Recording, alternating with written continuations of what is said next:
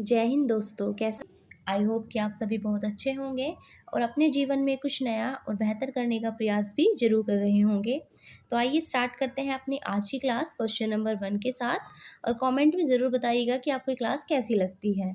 तो question number 1 हमें दिया है कोणार्क का सूर्य मंदिर। देखिए कोणार्क का सूर्य मंदिर जिसको हम सूर्य देवता के मंदिर के नाम से भी जानते हैं क्योंकि सूर्य देवता को समर्पित मंदिर है, जिसको कोणार्क मंदिर के नाम से भी जाना जाता है। तो हमसे पूछा है कौन से राज्य में स्थित है। तो कोणार्क का सूर्य मंदिर ये स्थित है ओडिशा में। ओडिशा की अगर बात की जाए तो ओडिशा की कैपिटल है भुवनेश्वर। क्लियर है। गुजरात की गांधीनगर है और तमिलनाडु की चेन्नई और कर्नाटका की बेंगलोर।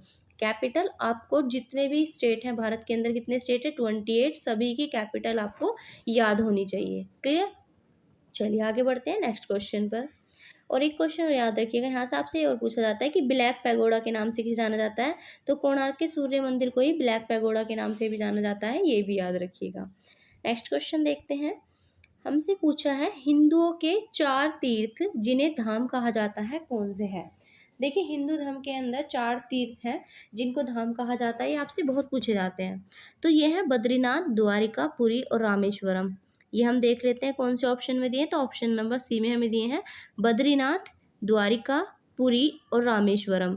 ये तीनों के तीनों ही मंदिर जो है, सॉरी, चारों के चारों मंदिर को ही क्या कहा जाता है, धाम कहा जाता है। इसमें से जो ये बद्रीनाथ है, द्वारिका और पुरी, ये तीनों मंदिर तो विष्णु देवता को समर्पित हैं, जबकि रामेश्वरम जो मंदिर है ये शिव को समर्पित है। याद रखिएगा, इंपॉर्टेंट क्वेश्चन है। ये सभी विष्णु को, और यहाँ पर जो रामेश्वरम मंदिर है ये केवल किसको समर्पित है, ये शिव को समर्पित मंदिर है।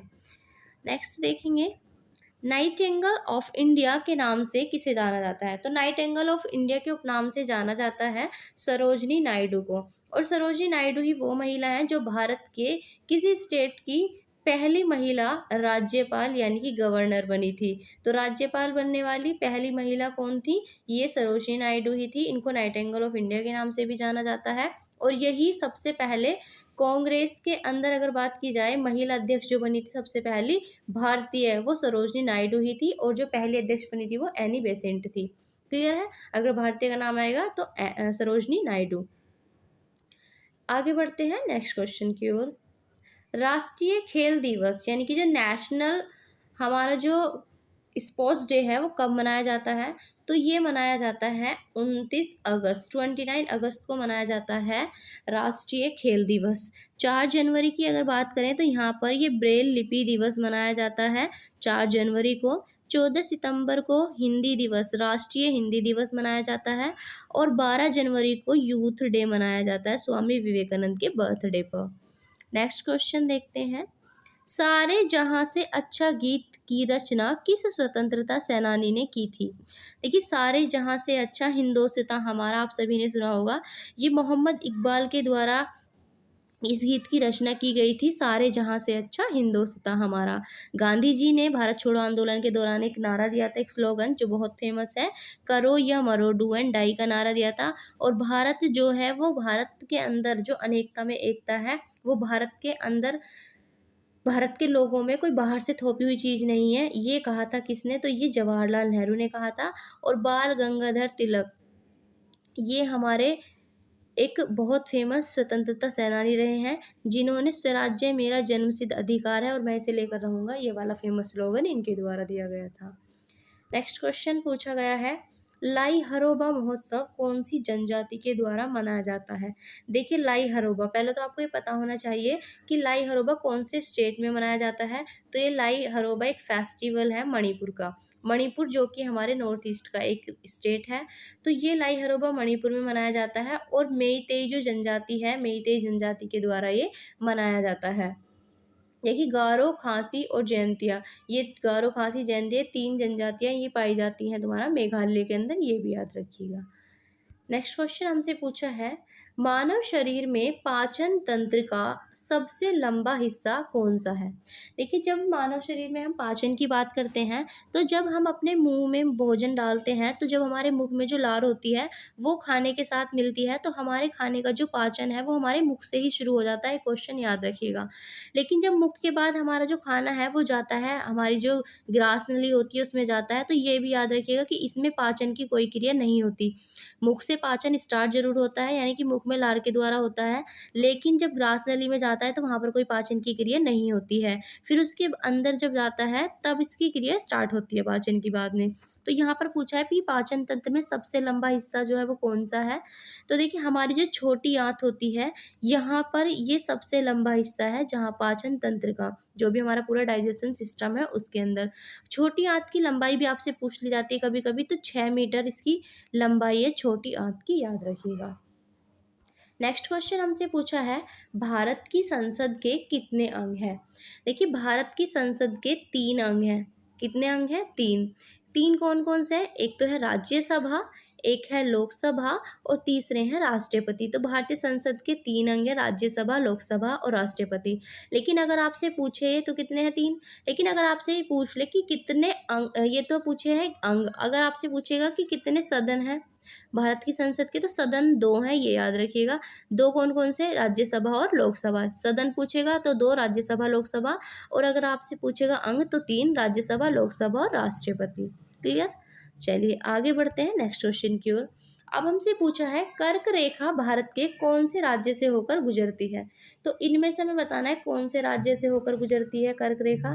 देखिए, कर्क रेखा भारत के टोटल 8 राज्यों से होकर गुजरती है, और ये 8 राज्य कौन-कौन से हैं ये भी आपको पता होने चाहिए। इसके लिए एक ट्रिक भी है, मित्र पर गमछा झार। तो इसके लिए ट्रिक है, मित्र पर गमछा झार। इससे क्या होगा, आपको सारे के सारे स्टेट याद हो जाएंगे जिन जिन से कर्क रेखा होकर गुजरती है। तो देखिए, यहाँ पर मी से हो गया मिजोरम, एक हो गया मिजोरम, दूसरा हुआ हमारा त्रिपुरा, इसी के साथ यहाँ पर पै से हुआ हमारा पश्चिम बंगाल, तीसरा हुआ रै से हो गया हमारा यहाँ पर राजस्थान, चौथा राजस्थान, गै से हुआ यहाँ पर हमारा गुजरात, पाँचवा, और मैं से यहाँ पर होगा हमारा मध्य प्रदेश, छठा, और 6 से छत्तीसगढ़, सातवां, और 6 से झारखंड, आठवां। तो ये 8 के 8 स्टेट हैं हमारे जिनसे कर्क रेखा होकर गुजरती है भारत से, 8 राज्यों से। तो अब देखें यहाँ पर कौन सा इनमें शामिल नहीं है, तो वो कौन सा इनमें से शामिल है हमें वो बताना है ना। तो देखिए, उत्तर प्रदेश तो इसमें शामिल नहीं है, ना ही उत्तराखंड है। राजस्थान है, हाँ बिल्कुल है, तो कर्नाटक भी नहीं, इसलिए ये भी नहीं होगा। तो ऑप्शन नंबर सी हमारा यहाँ पर सही जवाब होगा। नेक्स्ट क्वेश्चन देखते हैं। नेक्स्ट है, उत्तर प्रदेश से उत्तराखंड को कब अलग किया गया था? देखिए, उत्तर प्रदेश से उत्तराखंड को अलग किया गया था, और यहाँ पर उत्तर प्रदेश के 13 पहाड़ी जिलों को काटकर यहाँ पर किसको अलग कर दिया गया था? उत्तराखंड को। ये 13 जिले थे जो कि पहाड़ी इलाका था, जिससे उत्तराखंड बनाया गया था। तो ये किया गया था 9 नवंबर सन 2000 को।